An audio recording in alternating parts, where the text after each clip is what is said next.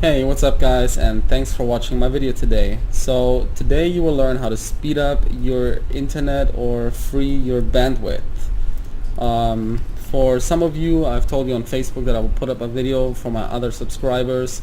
This is going to be another computer video that I'm uploading today. So first off, you have to determine obviously what version of Windows you're running, but for this we're going to go with, you either way have Windows 10 Home or Windows 10 Pro. So if you're using Windows 10 Pro, you can skip all these steps because you already can edit your group policy and you will just follow the later steps.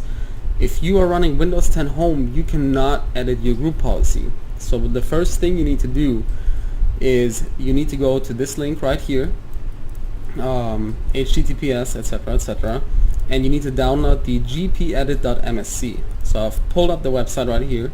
This is what you're going to be greeted with. This is just a screenshot of the group policy, which I will show you later down here. So what you do is, as far as I can tell, I scanned it with multiple different virus softwares and malware detectors, and it was completely safe. So I mean, you can always run into troubles, but in this case I'm fairly sure this is safe, especially since I scanned it. Anyway, so you're gonna go to the top right corner where it says download, zip download 855 kilobits. So you're gonna click on that and download it and save it. So as I wrote here, download top right corner, then save it in a location you remember. For me, it most likely will be downloads. So let's see if I've pulled up already. Yes. So in my case right here, it's under users, Jacob Jundy, downloads, Cali. I saved it in a special location in my downloads folder. But once you download it and save it, it's gonna look like this: a zip file called add_gpedit_msc by jwills. What you're gonna do next is, so let's put this right here so you can kind of follow me. So what you're gonna do is you're gonna open it, double click it, and you're gonna see a setup.exe, an application. You're gonna double click that and follow the setup wizard and install the application. What it does, it's gonna install the group policy editor onto your computer. As I said before, as far as I can tell, it's completely safe. So once you do that, you have to determine if you're running a Windows 64-bit, and if you are running a Windows 64-bit, then you have to follow the next steps. If you're running 32-bit, you can just go down to the Windows key R command and actually run gpedit. Anyway, so if you're running a Windows 64-bit, which most of you should be running, you're gonna have to get into the run command tab. So to do that, you're gonna click your Windows key and R. So you click your Windows key and R, and this is gonna pop up. What you're gonna do next is you're gonna type literally this C Windows syswow 64. So you're gonna do that, type that in, and hit enter. You're gonna be in this location right here. What you're gonna do now is find gpedit and copy it. So you're gonna have to go down. It's most likely in alphabetical order, and you're gonna have to go to G. It's gonna be this one right here, gpedit. Yours might say gpedit.msc. What you're gonna do is you're gonna right click it, select it first, right click it, and hit copy. So once you do that, you can X that out, and you're gonna do the same again. You're gonna hit your Windows key and R to open the run command, and what you're gonna do now is you're gonna type in C this Windows System 32, and you're gonna hit enter. And very easy, mine is already in there. You're just gonna click somewhere so you don't select any of these applications or RS files. You're gonna right click and you're gonna click paste. So that's gonna paste the gpedit into your System 32 folder. So once you're done with that, you can X out.